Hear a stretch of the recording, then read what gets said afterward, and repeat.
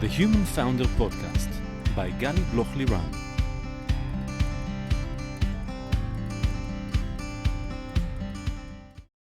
Hi, I'm Gali Bloch-Liran, and welcome to The Human Founder, the podcast where we speak about the mental aspects of the entrepreneurial journey. Entrepreneurs often describe the emotional roller coaster that is embedded in being an entrepreneur or investor, where you experience the lowest of lows during October 7th, and then 8th and 9th with the international response to it, and the highest of highs when you reach the 7,000 meter summit in the Aconcagua mountain. And it's from that place of uncertainty, the need to constantly self-manage ourselves, keep up our energy and be mentally resilient in order to deal with everything. Well, it's not easy. In each episode, I will be talking to entrepreneurs, investors, psychologists, being their sounding board, with the goal of creating a space for this less spoken about layer, which is the mental aspect accompanying the entrepreneurial journey. I will also share tips and tricks to help boost your focus, clarity, and mental resilience. Today, I have the pleasure of speaking with Fred Kofman. Hey, Fred, and I'm both honored and happy to have you here with me in the show, so thank you for coming. Thank you for having me. It's a pleasure. Thank you. Fred, you are the founder of the Kofman Foundation program, together with Reid Hoffman and Zurgen Ossar. And that's actually how we've met. And we'll talk about it later in the episode. You're an ex-MIT professor, ex-VP leadership in LinkedIn and Google, and an international consultant for leadership. You're a big fan of Israel and support a lot in the Israeli leaders. Father of 4, married, and lives in Mexico. So it's really, really great to have you here. And before we dive into today's episode, make sure you follow the Human Founder podcast in the app you're listening at. That way you'll keep your finger on the pulse and be updated right away with all the new episodes straight to your feed. So if you press follow, let's dive in. Fred, you saw many, many things during your life and career and worked with top industry leaders. So from bird's eye view, being educated and experienced the way you are, if I would ask you, like, what are the main 3 learnings or mindset that you've gained during your experience in life, both for humanity and society and for leaders and top performance? What would be those lessons, those 3 main learnings that you took with your journey? The first one would be a notion I call responsibility. This is an idea that although you are not responsible for everything, you are able to respond to anything and everything. And I spent a big part of my life feeling sorry for myself and feeling victimized by movements of the world that were totally out of my control. I had nothing to do with them.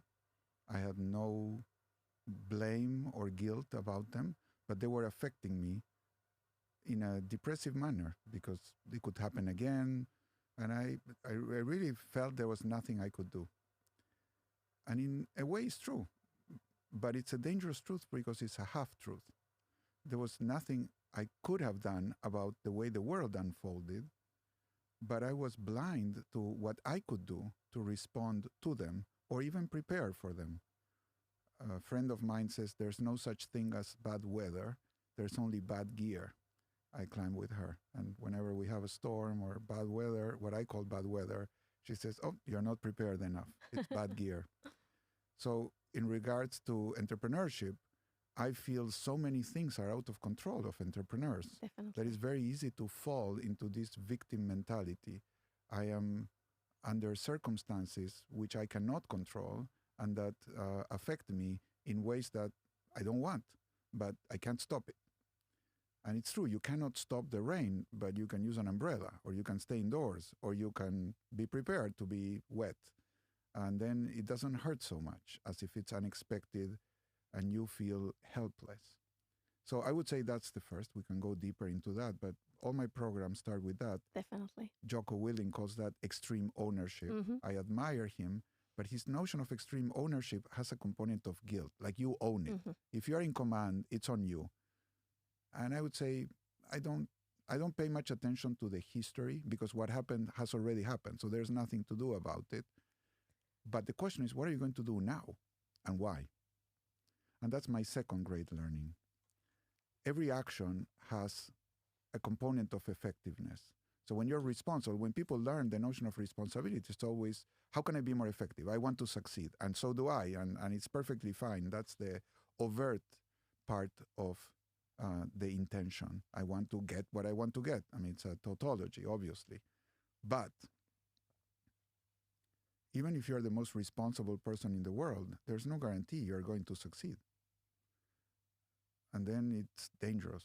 So wanting something, it's dangerous because you might fail, and then it hurts like hell. Mm-hmm. So what does it mean to be unconditionally response-able? Well, it can't mean that you're going to get what you want. As a friend of mine says from the special forces, is to win the war, you have to learn to lose some battles. Mm-hmm. Because if you're not resilient, when something goes wrong, then you won't be able to continue the path. And I know nothing like entrepreneurship to teach you that lesson, that you're going to pivot 20 times and all your great ideas will turn out to be bad ones, or you have a great idea but somebody had it before. I mean, there's so many setbacks that it's almost more important to learn how to deal with setbacks than enjoy the success. Mm-hmm. However, there's another component of action, which I call success beyond success. And it has to do with the integrity of expressing values in action. This does not depend on time. It doesn't depend on factors that are out of control. When you act with justice, the justice is in the act. It doesn't matter if you get rewarded or if turns out in a different way than what you expected or wanted. You did the right thing, according to your values at least. And you are able to hold true to yourself authentically and even heroically in the face of opposition. I got that from Viktor Frankl Mm-hmm. in Man's Search for Meaning. Mm-hmm. Because even under conditions where it was almost guaranteed you would fail, there's still a reason to respond ethically to a situation and give it meaning. And that, I call it my spiritual harness. Mm-hmm. And again, I like to climb mountains, but entrepreneurship is a bit of a climb, and you periodically will slip. And when you slip, if you don't have a harness, it gets very dangerous. There are walls that I will not tackle without a harness because I would kill myself and I'm not crazy. But with a harness, okay, well, if I lose my footing or my grip, I'll sit on the harness, just compose myself and start over again. And I fell like 20 centimeters. I mean, it's not a big fall.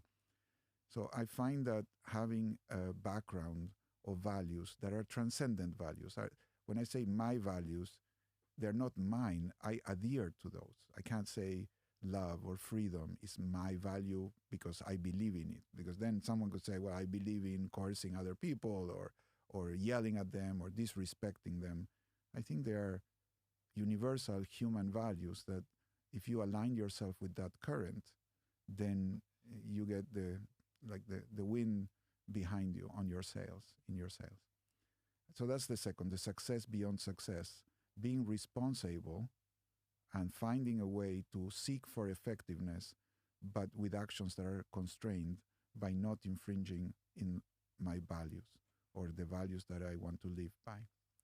And the third, it's a little more technical, and it's a mistake that most people make. And I would say from all my ideas, it's the only one that is not a summary of other people's ideas. I'd say there's one thing, as an academic and as an entrepreneur, there's one thing that I'd say I developed, and this is I would say like my cocktail. I mixed it. Of course, the components are not mine. Of course. But I mixed this drink, and that is that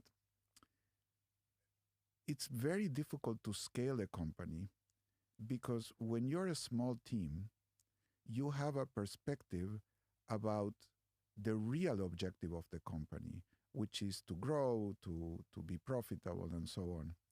But as you scale up, you start partitioning the company in different subdivisions.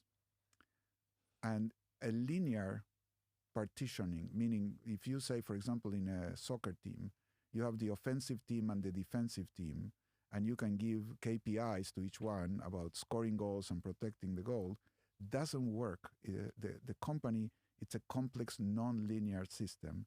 So to optimize the system, it is necessary to sub-optimize the subsystems. To do the best for the team, you can't try to do the best for any part of the team. Every player of the team has to subordinate his or her performance to the performance of the global KPI, which is, let's say, profits, or in a soccer game, winning the game. However, this system optimization objective, it's not incentive compatible. You cannot control people. You cannot give them an organized set of KPIs, because depending on what's happening, you would change. I was at a pilot's base 2 days ago. One of the instructors there said, you have to see, he used the expression, Messima, Leor Amatara. You have to see the mission in light of the objective. Not just the mission itself. Exactly. You cannot be mission driven. Now, in English, mission is like the highest objective. But if we say the mission or many missions are subordinate to the global objective. And in business, people forget about the global objective and they say, I want to do my job. So I have a witty way of challenging people, saying, I prove to you in 30 seconds that you don't know your job. Your job is not your job. And people, they think I'm crazy. And I say, well, if you were a defensive player and I ask you what's your job, what would you say? What would you say if you're a defensive? Play with me. I know you know the answer.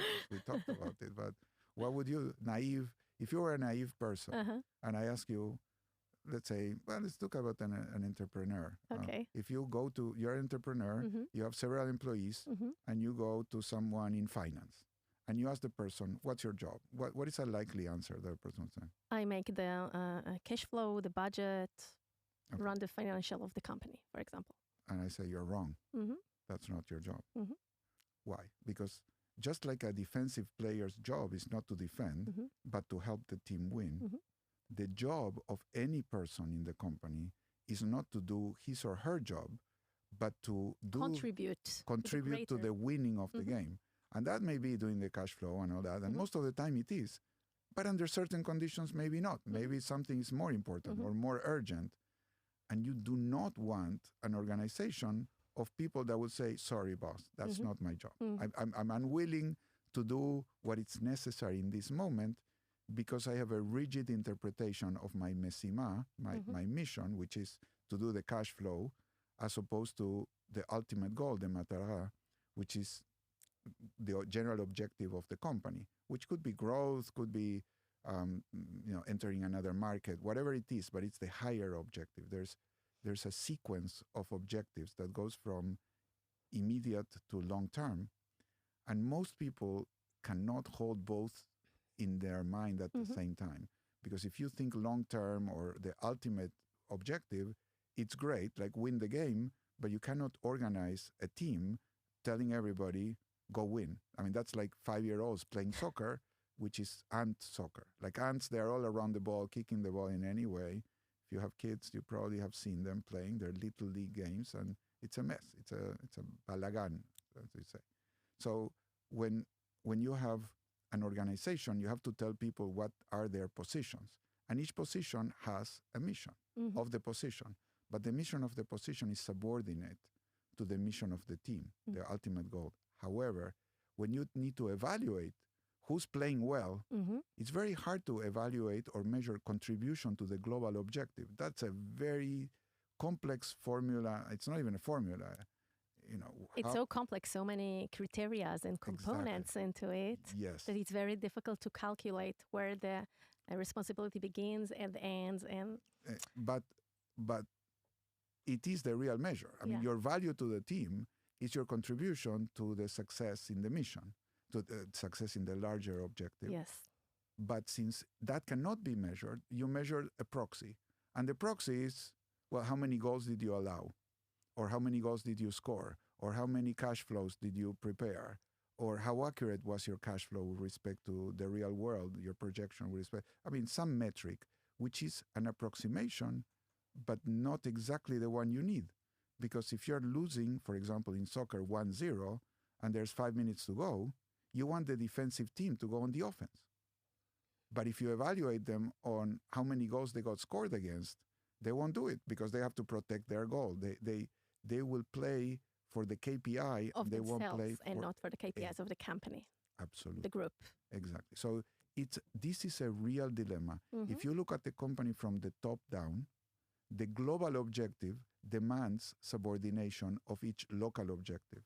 But if you look at it from the bottom up, to incentivize people to have accountability, you have to condition their evaluation or their compensation or rewards on their local objective, because they can't control the global objective. It's a complex formula and they have a small participation. There's lots of noise, random shocks. But when you look at this, then people work for their silos because they are optimizing for their KPIs.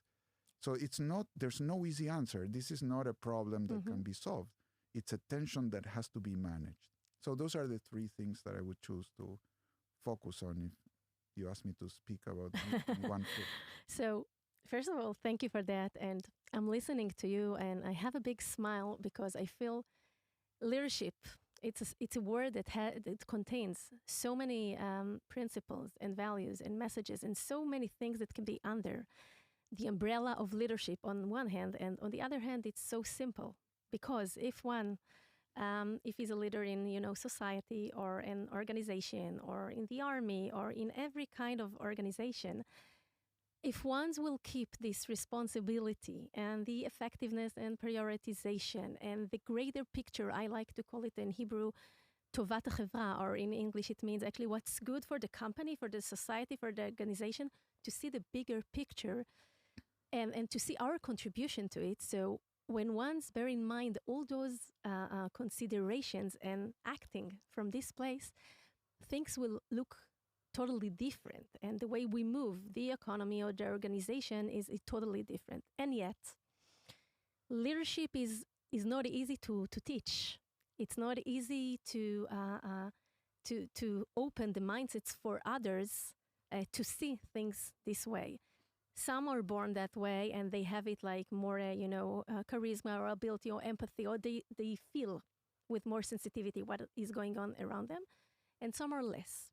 And of course, we can give many, many tools and practices and to help and different programs. And we'll also discuss about the Hoffman Kofman. But from your position as a consultant for leadership and working with many organizations, what did you feel were the most practical ways to help others that it's not natural for them to behave that way, to be more like that? Because nowadays, with all the younger generations, that we have many managers that don't have a previous experience in how to manage other people or how to lead, and they don't necessarily have the tools to do it. So from your experience, what would be the best know-how and practices to help one's mind and mindset to be a leader and to guide his people?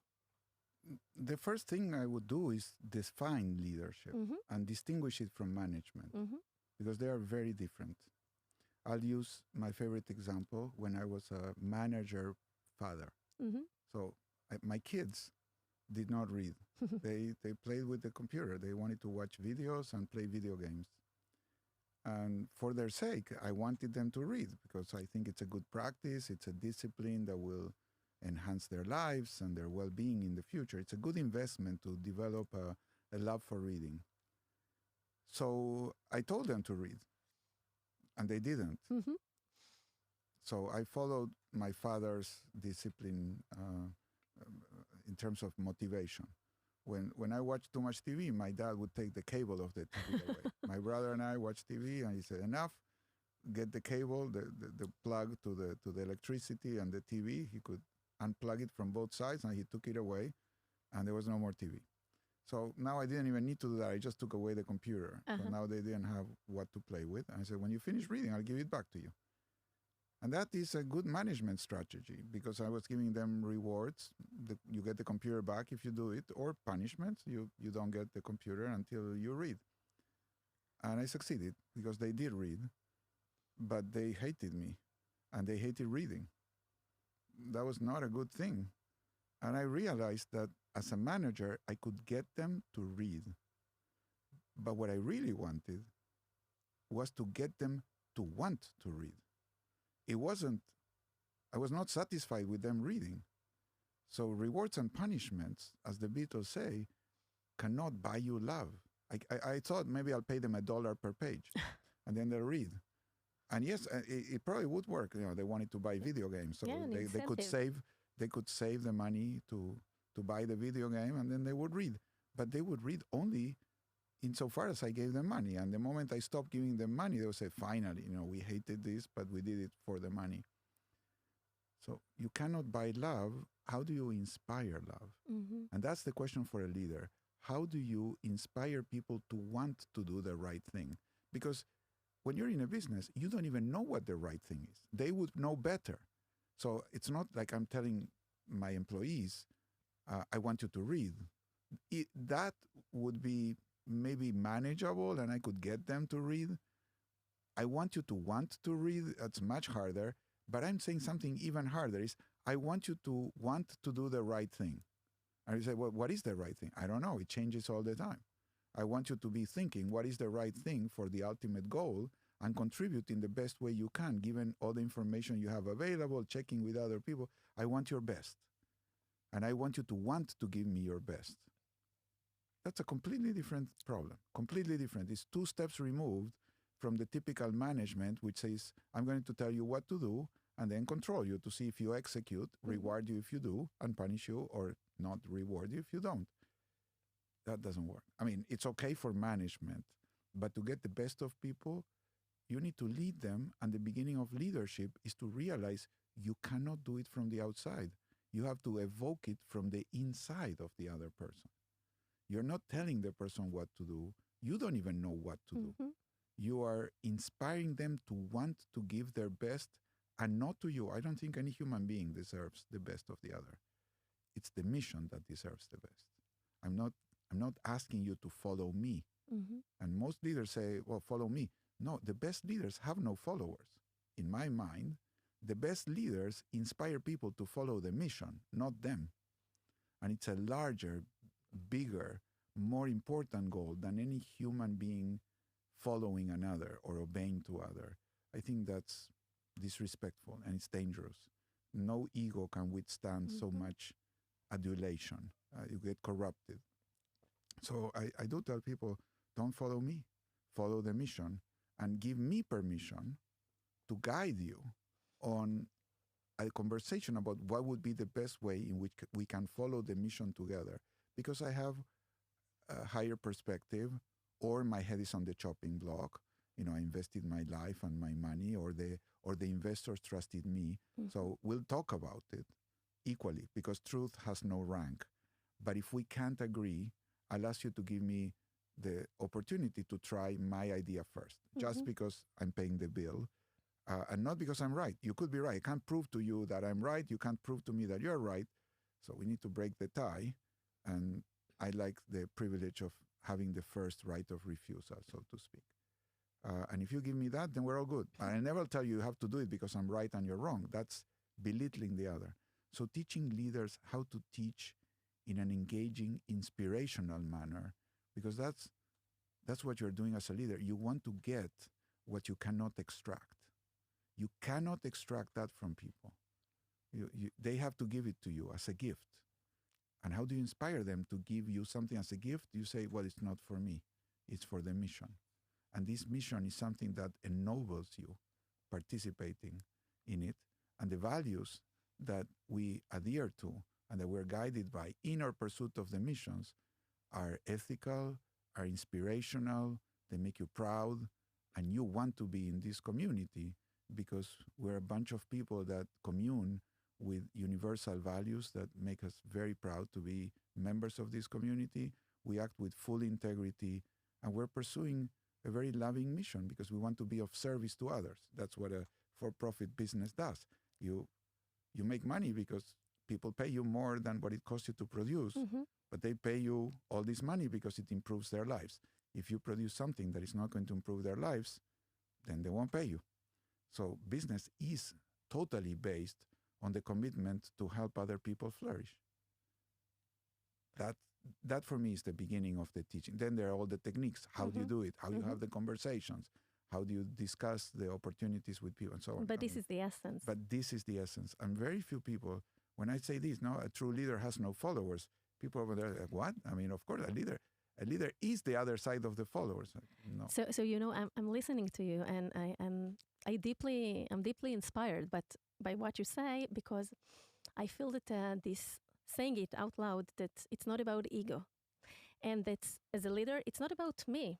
I mean, I'm not the issue here, and that the best thing that a leader, can see, even if it's in a product meeting or in a team members meeting, is that others will lead it, and others will bring the ideas, and like he can be silent or just listening in the side, because it's not about him, and his success is his people's success, or society, whatever. It's not about me, and it's not always easy for leaders to put themselves aside and to let others lead, because we have ego, and there are many males there, and it's not easy. But this is the basics of it, that it's not about me, ego aside. And when you describe that, the mission is much higher and bigger. It's not just about a company. That goes to society, that goes to humanity, and it all combines together. And it raises for me but another question, because not all leaders are like that. Obviously, we know many. But let me build on something you said, because I think our conversation is a perfect example. If you had said, Fred, can you come and do a podcast for me? Maybe yes, I like you and I feel close to you, so I would do you a favor, but you wouldn't get the best of me. And I'm not doing this podcast for you. We are doing this podcast together for the listeners, for the people that may benefit, even if we don't know them. Doesn't matter. It's an act of service that you do. The intention That you invited me to participate in. It's a noble intention. So I'm here for that. Now, within the podcast, I do let you guide. So I don't have a point of view about the command structure. So in this podcast, you ask the questions, I respond, I'll do my best. Why? Because you have more experience, you are the host. So I'm here for you and through you for the listeners, but you have permission to guide me. That's it. So it's not necessary that you say, well, Fred, let's talk about whatever you want. I would be like, I'm lost. I'm not sure what your listeners want. I need you to guide me. And that's the respect to a leader. So you can manage me. And this is not an obstacle. So I'm not advocating for horizontal relationships. There's a hierarchy. But it's the attitude. Yes. And it's the service. It's the attitude that you are inviting me to a hierarchy of experience and knowledge. It's not a hierarchy of authority. You have the moral authority of having created this, having an audience, having the experience. So I relax into that hierarchy or holarchy. It's a hierarchy of wholeness. And then, yes, you can guide me. And we are both allies in the pursuit of a mission. You're just a little ahead. So that was beautiful, applying like the idea. And another word that you didn't mention but was part of it is that when we come humble, like with time, with years, we understand more things about life. And I remember myself being like in my 20th, and I thought I would manage the world. I was a very super achiever, yada, yada, yada. And now I'm in my 40s. And with time, you get more holistic and you see things a little bit more calmly, and you become a parent and you see things differently. And this understanding that being humble and to come to new things with excitement and with, fresh eyes is beautiful. And when two people are together in the same dance, then many new opportunity arises, because it's not from a place of ego, it's from a place of curiosity and mutual interest to learn from each other. And I think that if we'll take it, to the business world, in startups and in corporation, if we'll all come from this point of view, it's not about me or you, it's like, what can we generate together to support the mission, to support the organization, to support the company, the society? Many new amazing things comes there, and putting ego aside. But I do have a question about it from your experience as, leading leadership in top companies. and not necessarily in them, but sometimes we do have a conflict between, the KPIs and the business goals that we have for a company, and how empathetic or listening or caring we can be, because sometimes we have the bottom line and it not always aligns. For example, we have bad, results one quarter and we need to let go maybe people, or we have COVID, or we have a war, we have other challenges that requires us to do certain things. How do you, from your experience, balance this tension when a leader of a big company, and he's very good in math and financials, but now he has to cut the numbers. He has to do something that is not necessarily in the best of its people. If we look from the personal point of view, how do you help him balance this tension? Well, I think there's a sense of priorities that has to guide the choice. And for me, values are a constraint of what not to do. And an adverb of how you do what you do need to do. So they're a constraint and an adverb. So you do it humbly, you do it empathetically, you do it responsibly, you do it lovingly, you do it compassionately. But it's the compassionately. The values don't tell you what to do. For example, of course, you can't compassionately beat someone up. Yeah. You can't do it. It's just a contradiction. It's an oxymoron. It's an oxymoron, exactly. But you can compassionately fire someone if they are not performing, or if there's not enough budget to hold everybody, and some people, you have to reduce the force. Not because of anything wrong they've done. There's a war, or the economy went down, or there's a challenge. And for the sake of the mission, you have to take actions that are not the ones you would prefer personally, but they are not unethical. Nobody has a promise that you have a job for forever. Of course, if we have a contract and there's a cost of breaking the contract, I will pay that cost, and I have to do it. I have to evaluate that, and it's not a trivial thing to let people go. It's a heart-wrenching decision. But this notion of servant leadership, I have a quarrel with that. It's you're a leader to serve the people, and it's not true. I think that's a very dangerous misunderstanding. Servant leadership is you are there to serve the mission. Now, of course, you have to take care of the people to serve the mission. There's a phrase in the U.S. Army that is mission first, people always. But the mission is first. If I'm in a unit and the commander says, my priority is no one gets hurt, I lose heart. That's not the priority. Of course, we want to avoid getting hurt. It's an objective and it's a cost that we're trying to minimize. But the goal of the mission is not that no one gets hurt. The goal of the mission is to accomplish a particular result. So the service of the leader is to the mission. If you're in a business saying, my objective is to give jobs, that's like saying, my objective with this car is to consume more gas. No, it's not the right objective. You sell the gas. You sell the vehicle as lowering consumption of gas. You're consuming resources that could be used in other places of society, in an open market, in an economy that's free to operate at its best. Employment is not a problem. Everybody is employed. So employing people means you're taking this person away from the next best job that they could be doing.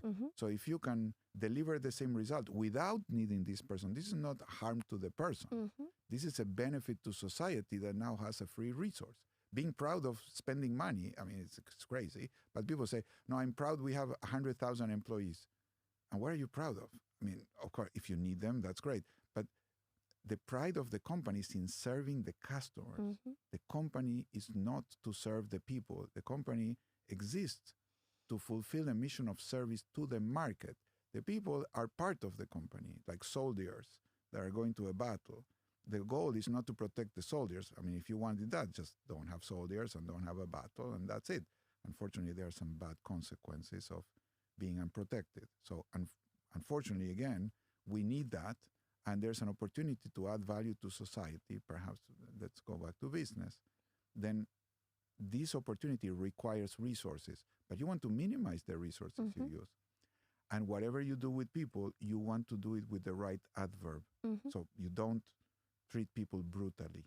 You don't treat people in a psychologically unsafe way.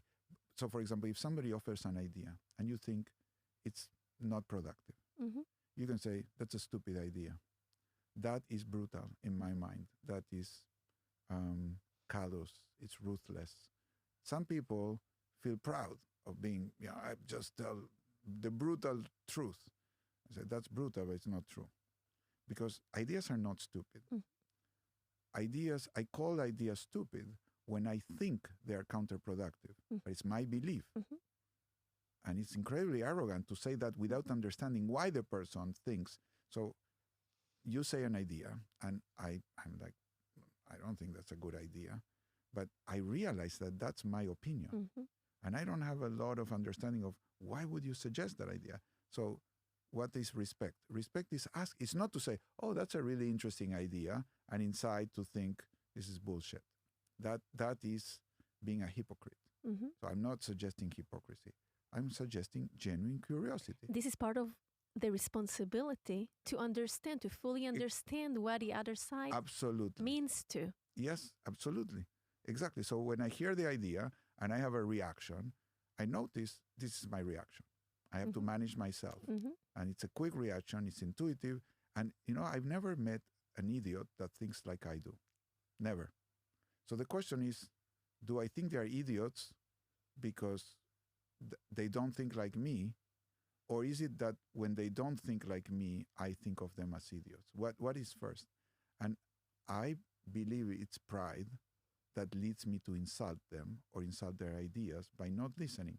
So if you tell me an idea and I have a reaction, I will bite my tongue and I'll say, I'm baffled, or I don't understand your idea. How is that driving us to accomplish the goal?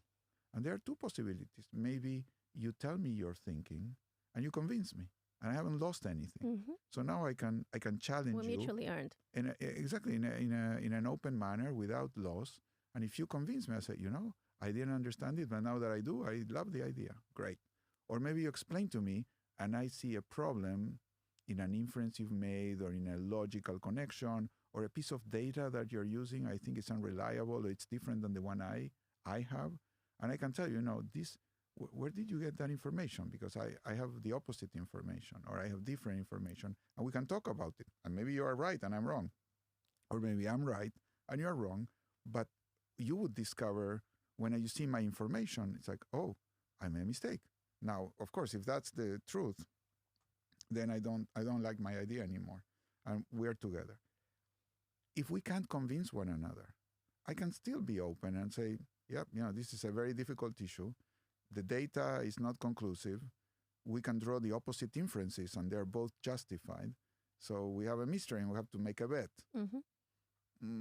How do we make the bet? And we can discuss it, and depends on the governance mechanism. Yes. It could be you have the authority, or I have the authority, or we vote, or we do whatever.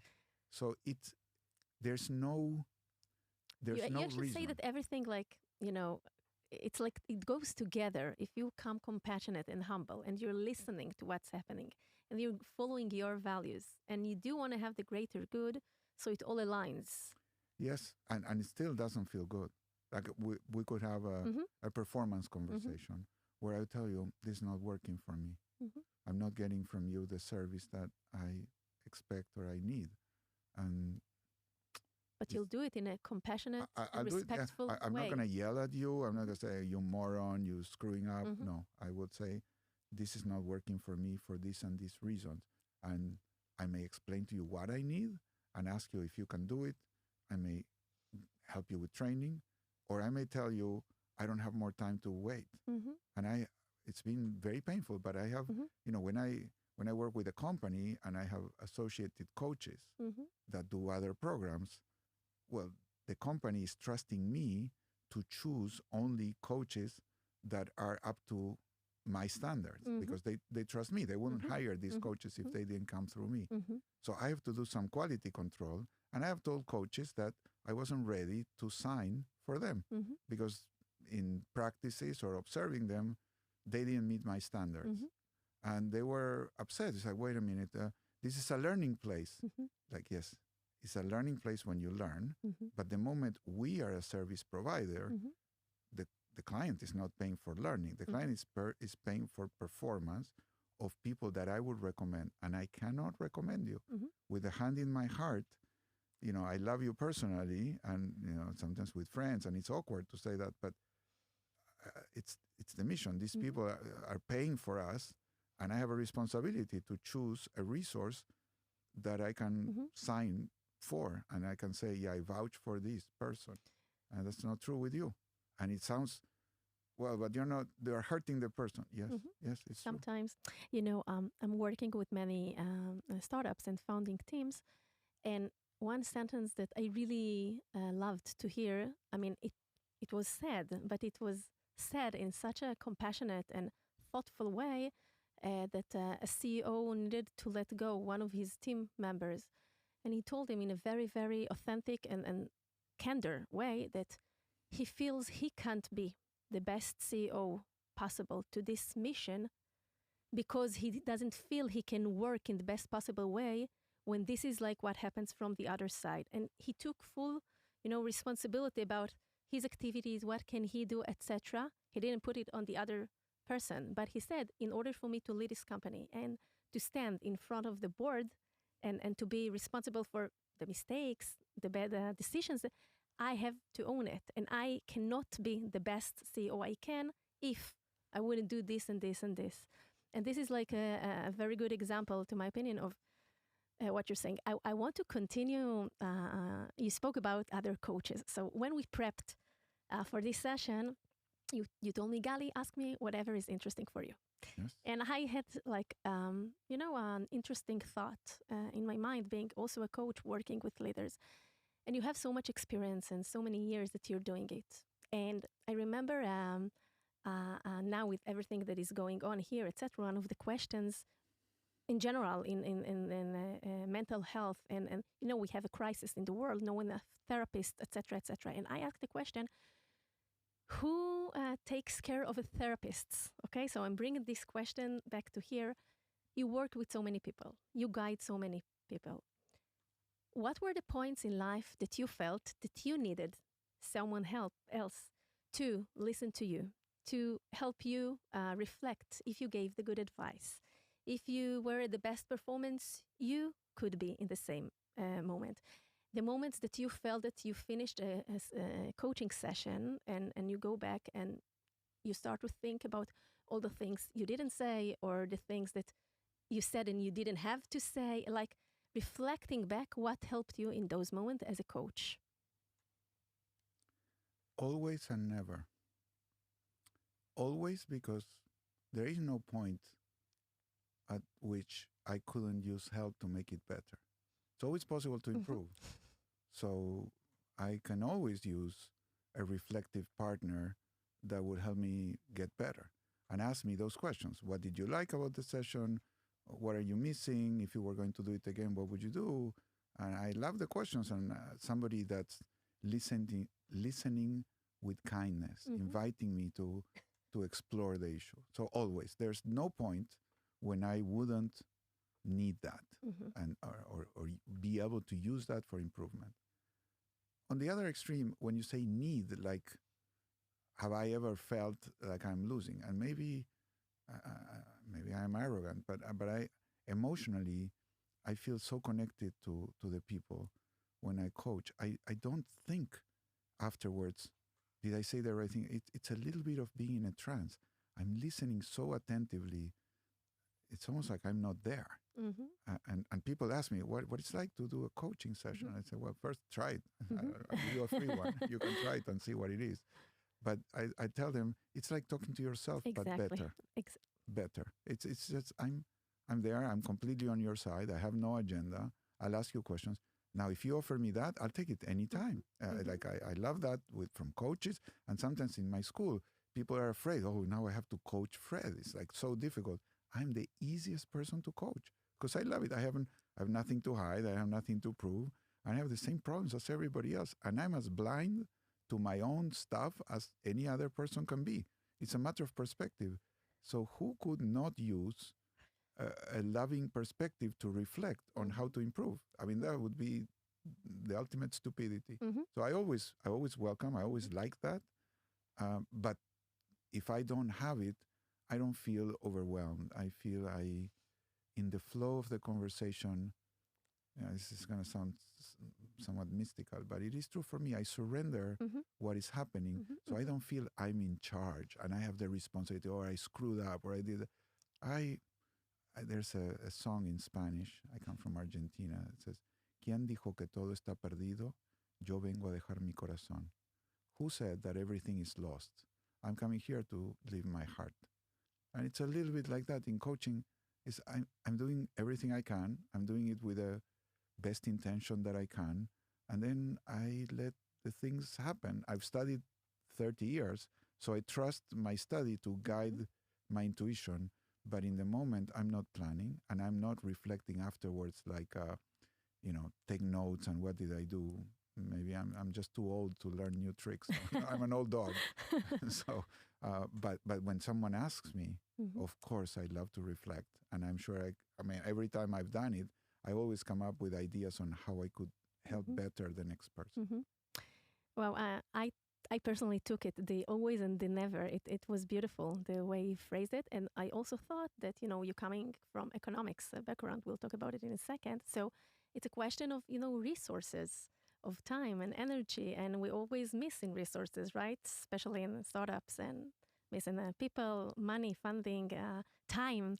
So it's all about, prioritizing. And you said so beautifully, I feel the energy and the presence in the room, and I know I'm there. And one of the most beautiful compliments that I ever got is that someone told me, one of my coaches, the CEO, Gali, when I'm talking to you, I feel like I'm talking to a higher self. He said it. Yes. And when you get this reflection, it's exactly what you said. It's a beautiful sentence.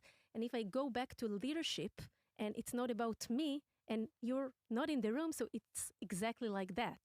And when managers and leaders will learn also to lead their people in this way, so that's a win. I do have some things to grow to, because you said when you leave the room, you did your best. And this is like a place to grow to let go, to let things unfold later on. So thank you for that. Difficult moments in your life that it was, difficult for you.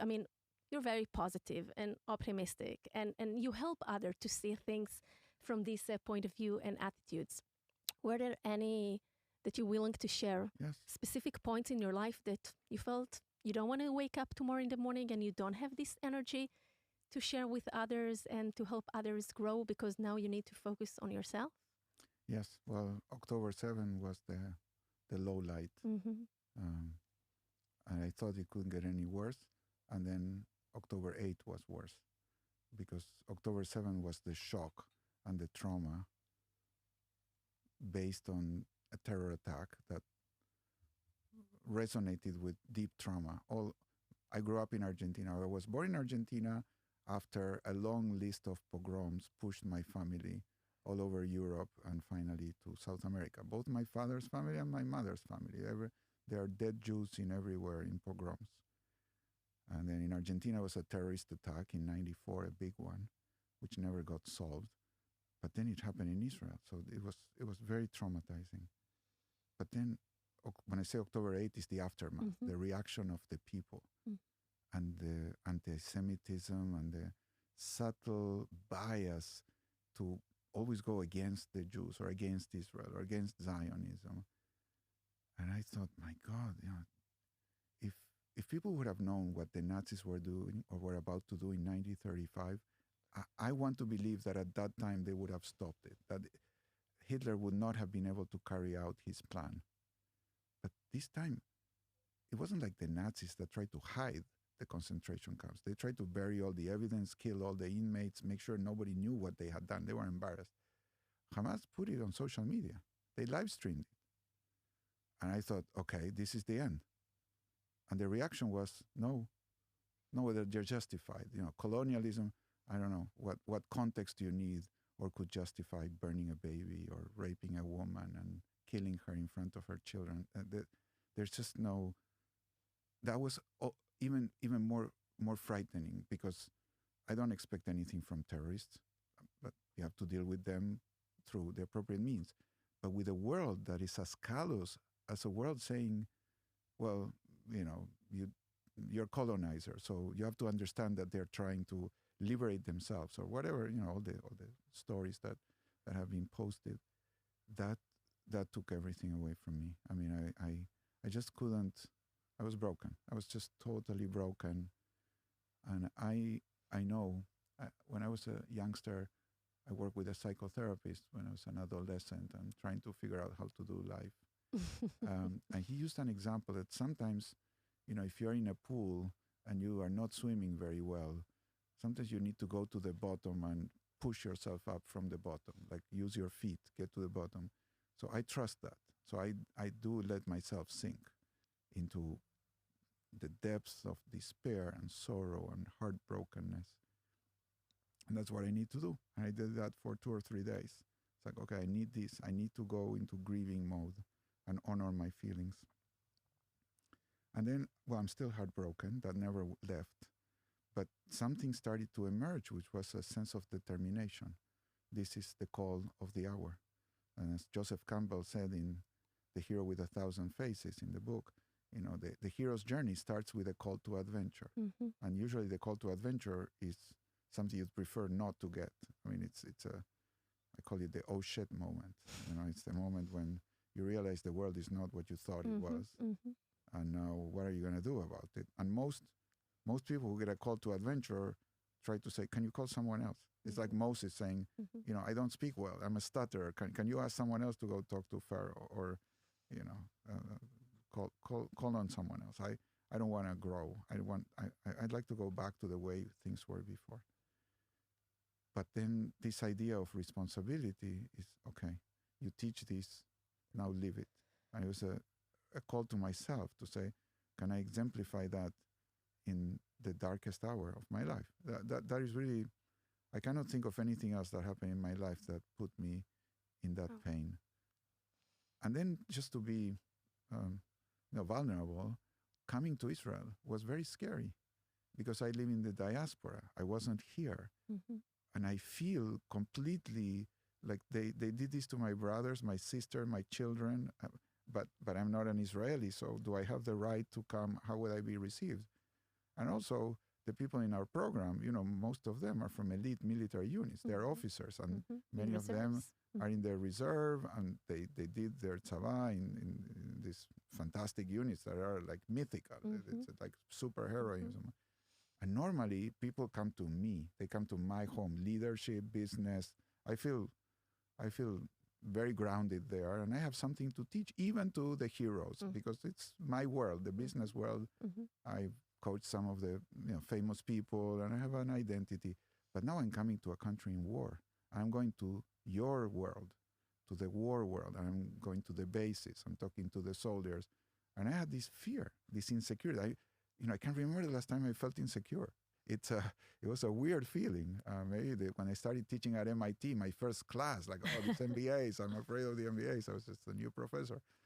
It's been a long time since I felt that. I feel very grounded in what I do because I don't have much expectation and I trust myself. But to come to a country in war as a foreigner and try to share these principles, not with people in the program. I know we know each other and the trust and that I would get a lot of love. But going to a base with people I don't know and try to share these principles and try to help them, that was frightening. Like I was an adolescent again. So, those are moments of vulnerability. And then the same, I feel it's all lost, but I'm coming with a clean heart, and it's been amazing. I feel so gratified that people receive me with love. Thank you for sharing, Fred. And you said honor your emotions or your feelings, and it's beautiful and it's so important to let ourselves feel what we feel. Not to ignore it or push it away, to embrace it, to hug it, to let it be a little bit, and then to push the ground of the pool and, to jump out and to Yes. see, okay, how can we lead now? What can we do? And what will be the next step, which is always moving forward. Don't look backward, like what is the next step? How can we evolve from this? So I want to ask you, I'm not sure it's going to be the last question, but something that will lead also to Hoffman Kofman. I want to ask you about a moment you were an MIT professor for economy. And it's a very, high degree, and you know many people, you're very respectful. I want to take you back to this moment that you decide to leave it behind and to go explore, your new career path. Actually, it's not new, it's the new evolvement of what happened before. And I can totally see also the connection between economy and leadership. And we have to look at things in this way in order to create change. But maybe on a personal note, because sometimes people, for example, in the high tech, in the tech industry, there's so many good positions, it's a lot of money, it's a golden cage, right? And people are very, very frightened to make this step. It's not that I'm saying that everyone has to, no, but those that feel frustrated and they don't love what they do and they don't see their families and it's unbalanced and, all this stuff. It's very difficult for some of them to make this step and to say, okay, this is it for now. Thank you for giving me everything you gave me so far. I want to make a new choice. And part of making choice is also choosing to leave behind the other things. And it's not an easy moment, an easy choice. So what was there for you that helped you to leave MIT and the fellowship and everything there and to choose to explore, new path, new directions? And it led you, you're still on the journey, but it led you to amazing places that you couldn't necessarily say in the same moment, but you believed in it. Well, I tell the story when I would looked at my business card in MIT. Fred Kofman for me was written in 7-point font, an MIT professor in 70-point font. It's like, who the hell is Fred Kofman? Mm-hmm. But people saw MIT professor, and that's me. Mm-hmm. It was like my real last name. I'm an MIT professor. And then there was my call to adventure, my oh shit moment. It was like, I don't like teaching like that. I actually prefer to teach in workshops, to go deeper, to discuss things that are not only academic, but combine academics with emotion, with practice, with conversations, with real life. And I had the chance to teach some business seminars, and I did really well, but that was not my profession. I was supposed to teach the core course. I was teaching management in the business school. I came from economics, but I was teaching management in the Sloan School. That's why I got the chance to work with business executives. Mm-hmm. And I'm not very brave. I'm chicken. So I couldn't take it. I couldn't do it. The moment I decided to leave, it took me 3 years. So for 3 years, I continued delivering, and I got an award as the teacher of the year. So I was doing my job. It wasn't like bidding my time. But during the day, I did my job. And at night, I was an entrepreneur building my company. And I got requests from a lot of companies. And since I did apparently a good enough job, I got word of mouth. And before I knew, I had the company running on the side. And then at one point, I decided to take the leap. But it was a leap to something that I had built in parallel. So that's the the chicken way of becoming an entrepreneur, having not stuck in the golden cage, but not leaving the opportunity, the resources, the reputation that gave me. That was in my case. And once I left, I had enough contracts that would have equated my salary until I got tenure. So I said, I have 5 more years. If the worst thing that can happen is that I have 5 years of income guaranteed. And if I fail, nobody renews their contract and I deliver this, I mean, anything can go wrong. But if the worst possible scenario, I'll be able to teach in a second-tier school. I mean, coming from MIT and having these characteristics, I'm sure I'm going to get a job as a professor in some college in some small town. It was hedged in your mind. I was hedging, and I was saying that, and of course I never looked back, and my career took off, and then I ended up having like 150 coaches working in my company, and then I quit. So I failed that too, because I didn't like it either. But then it was my company. The company still exists. It's called Axialent, and it's a good company, but it's not the type of coaching I wanted to do, and I didn't want to be selling other people. So I don't consider myself a good large leader, entrepreneur, or Mm-hmm. manager. I'm more a performer. I love my craft. Mm-hmm. And I discovered I love that. So that was very difficult, very challenging, very scary. And I did it the chicken way.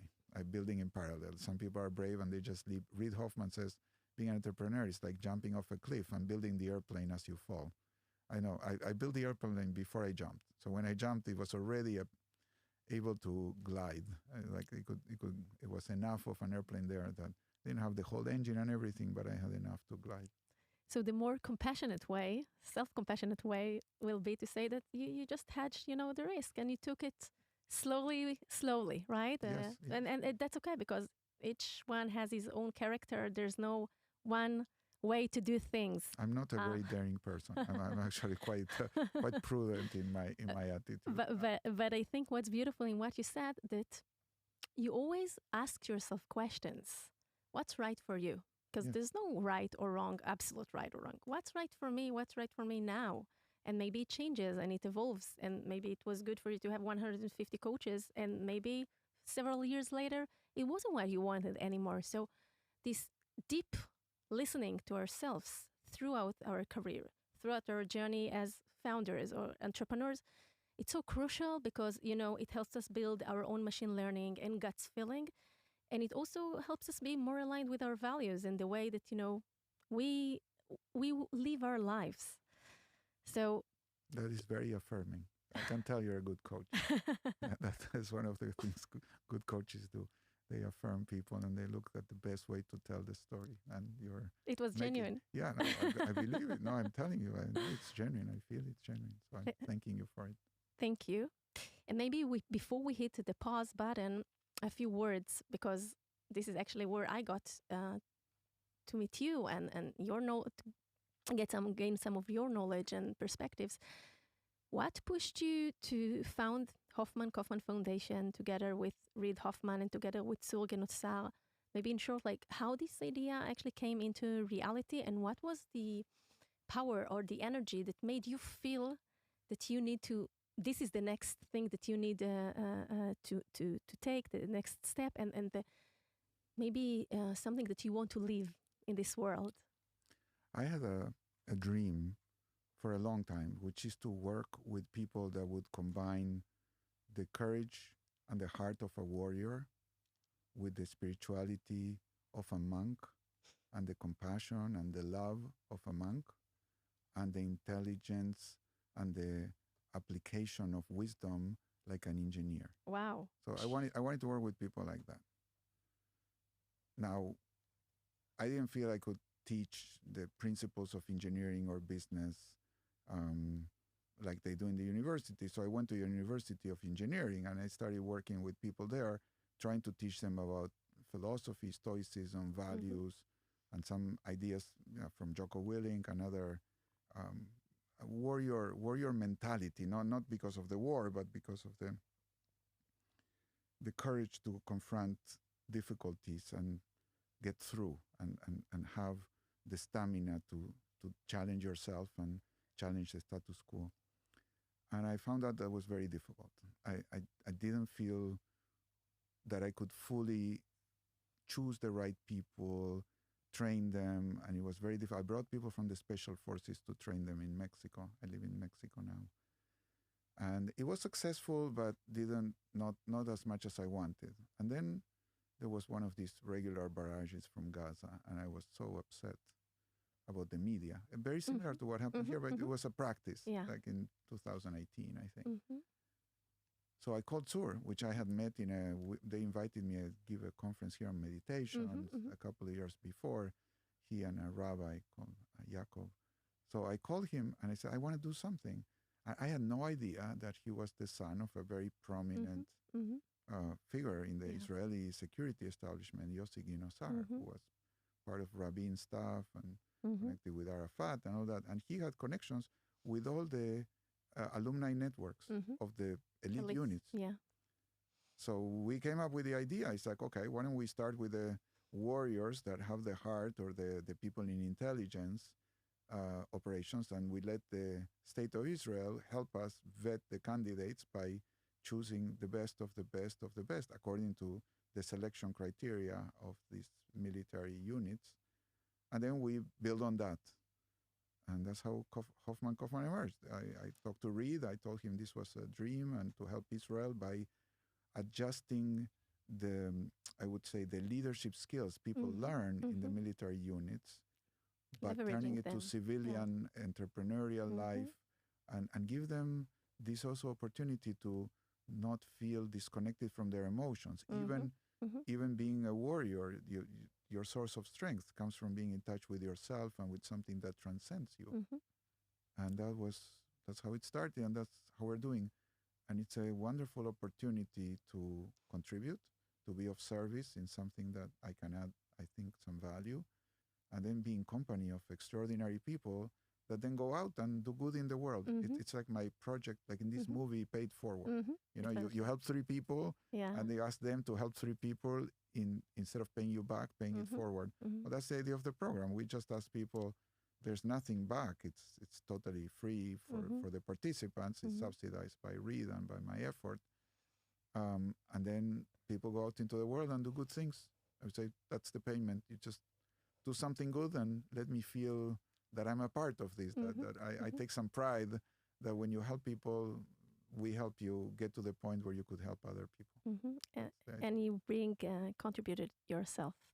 Yes. Is this kind of closure for your childhood in Argentina as a Jew, and the feelings that you had there, that some of it was you felt helplessness, and now you can turn it into, doing and helping others and leveraging, other skills and abilities into doing good in the world? It was very therapeutic for me, and it is very therapeutic for me. As I said, there was this terrorist attack in Argentina in '94, and even today, 30 years later, people in the anniversary, people will go with posters in front of the Congress asking for justice, because nothing has happened. There is no justice. And, well, there's a long story, but there is no justice. Israel seek justice immediately. And we don't have to go beg another government. This is our country. And even if I don't live here, I feel this is my country. And I adhere to it. It's not mine like I own it, but I feel such kinship with people here. And as I take pride of helping them, I hope they also take pride in being the platform on which the whole world, the Jewish world, is based. The world for Jews would be totally different if Israel wasn't here. So it's not just the homeland for the Jews that live here, and the Arabs too, the Israelis that live here, but it's a homeland, I think, for all the Jewish people that have, Israel has our backs. I mean, that's how I feel. I'm being here, and now I don't feel helpless. I feel I can do something, even if it's to help the people that are in the front lines, to tell them how much I appreciate them and to contribute any way I can. And once we're feeling much better. This is the one step forward. And on a personal note, I want to thank you also for being part, of this program and being an alumni. And I've learned and gained so many insights and knowledge and new friends, and really so many really amazing lessons that I'm taking with me, and it helps me evolve, because we can never stop evolving. It's like there's always something new to find out on ourselves, on our surrounding, on our energy, on the world. So it's like an endless journey until we die. So thank you also for all your efforts. And it doesn't stop when you die. It's an endless journey. This is to the next podcast, the next Fred. It's an endless journey. I agree. I journey, accept. period. I accept the correction. Yes, yeah. I want to even double down. Double down. In the tech, we like to double down, especially these days. Exactly. Fred, thank you so much for coming here. I know the schedule is so packed, and for sharing all those, thoughts and notes and insights, and trying to understand better what is leadership and how can we be, better leaders and serve others and put the ego aside and help companies, help society. And I really think there's a lot of values that our listeners will be able, to observe from this conversation, and give it and, pass it forward to their team members and colleagues and whomever. So thank you so much for joining me today. It was a real pleasure. It was a real pleasure for me. Thank you. So, guys, lovely listeners, we're gonna hit pause until the next episode. That's also something I say to the entrepreneurs in my clinic in between sessions because it's never a dot, it's a pause.